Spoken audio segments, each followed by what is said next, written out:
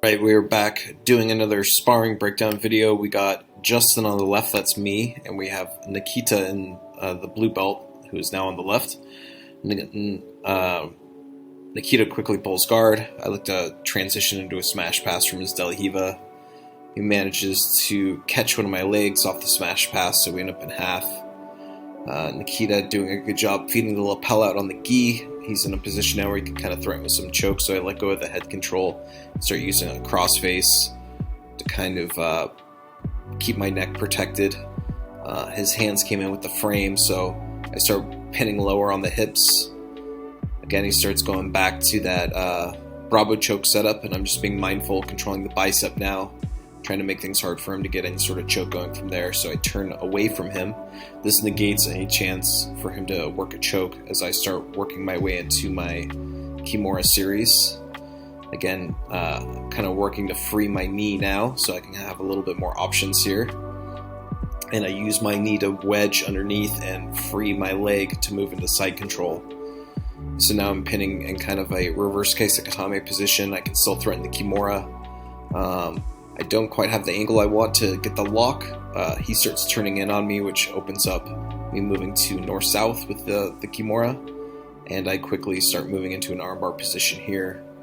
Nakita doing a good job defending. He's keeping his lat in nice and tight, so it's hard for me to pry the arm, so I try switching to a reverse triangle. I don't quite have my angle on it. It's pretty close, but I'm having a hard time getting my angle. Nakita does a good job here of cupping my heel, which was a really nice little detail there for some technical defense.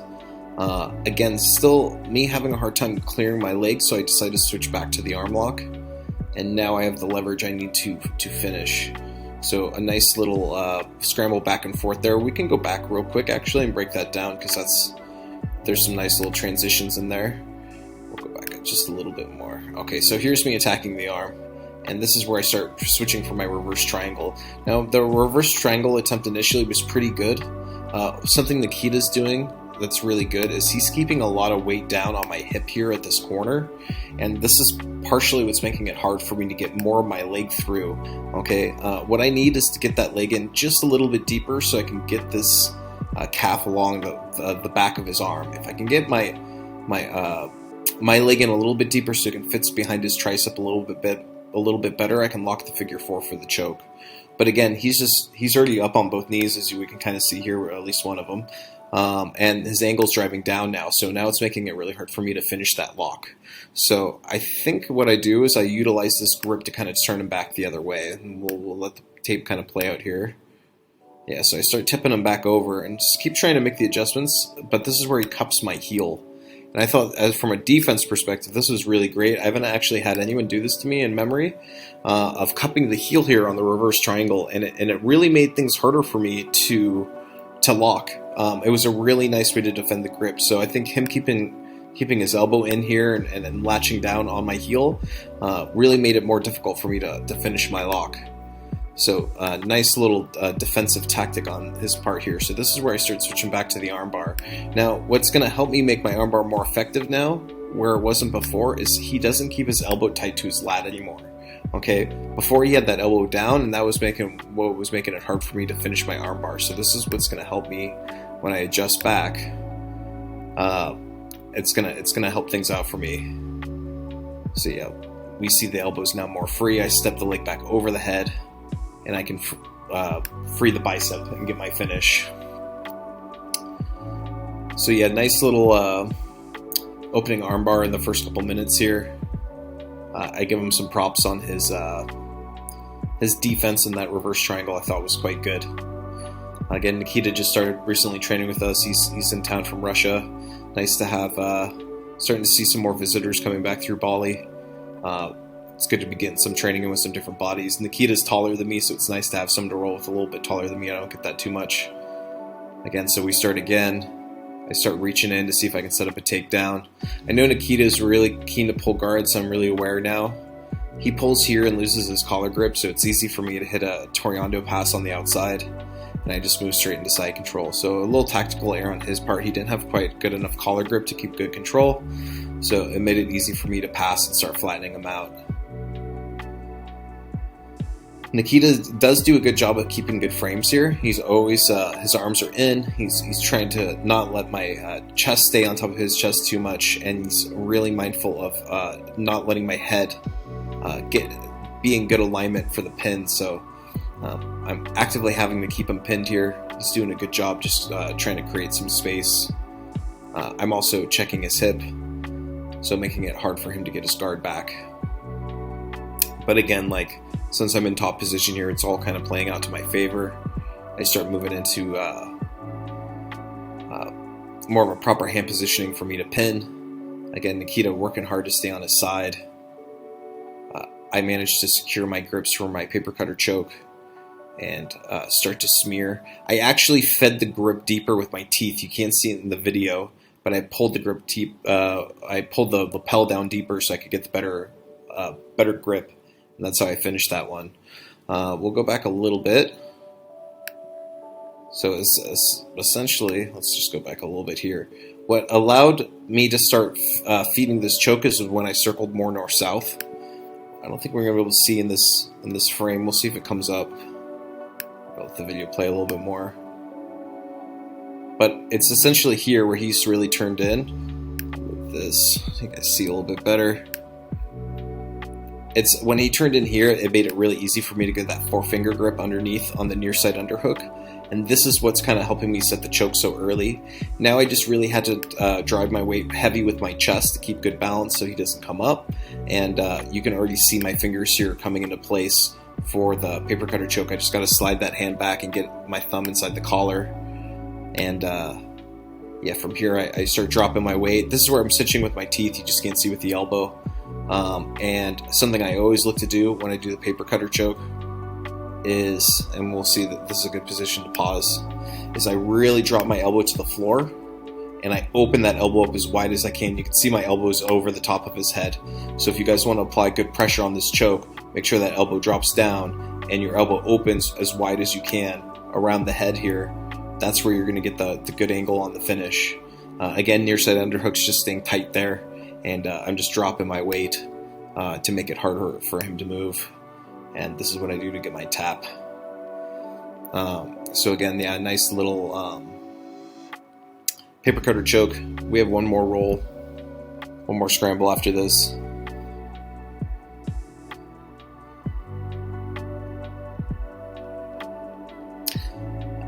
Again, nice to have Nakita here. Again, like not too often I get guys come in a couple inches taller than me, so I kind of get to play a little different passing game with a guy this tall.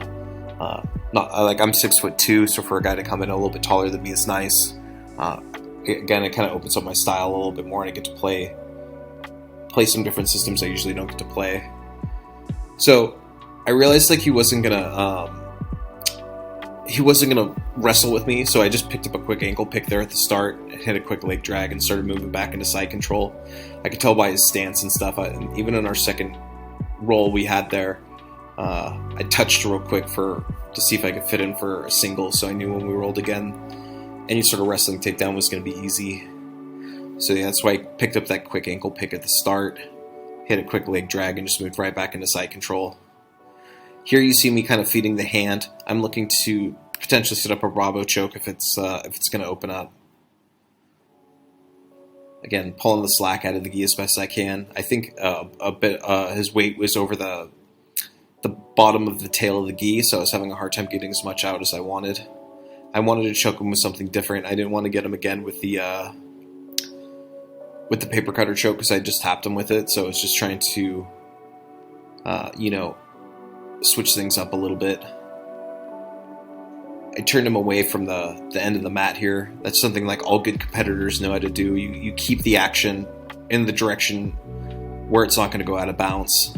So that's why I did that quick turn with him, just to kind of keep the action in the center of the mat. Here we see me move into the mount. Again, tall guys typically have a harder time escaping mount. It's just hard for them to get their knees inside. I start looking to trap his shoulder here by reaching under.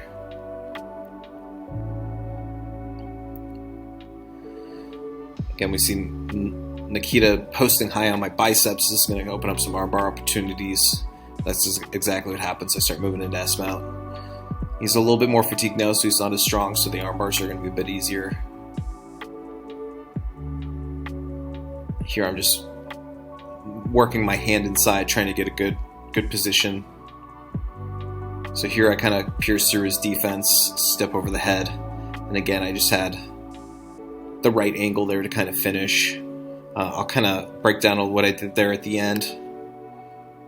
So we'll start from here. That's kind of perfect.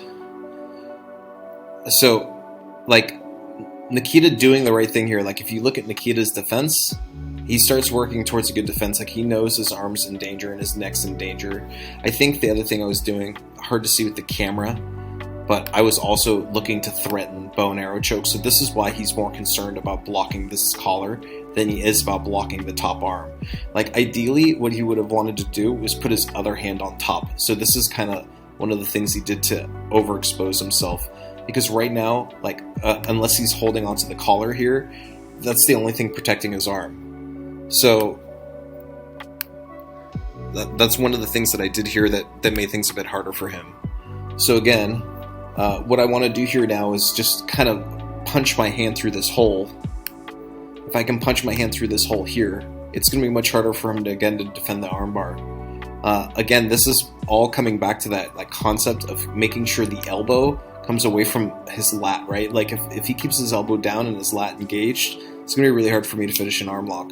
But because that I have that elbow floating away from the body, it's only the shoulder that he's using to defend the arm bar, so it's weakening his position. So if you guys watch as this kind of continues, you see my hand punch through that hole. And from here you can already see the elbow is now separated from the body. You can see that space there, and as soon as I lock my hands, I'm already in good position to armbar. And now because his bottom arm is no longer being used to defend anything, the armbar is just free for the taking. So that's what kind of allowed me to get this like nice little arm lock here at the end. Anyways, I hope you guys like this video. It's been nice having Nakita coming and training with us at the gym. Hopefully you guys find this insightful. If you guys want to see more videos like this, make sure to like and subscribe to my channel. And thank you guys all for watching.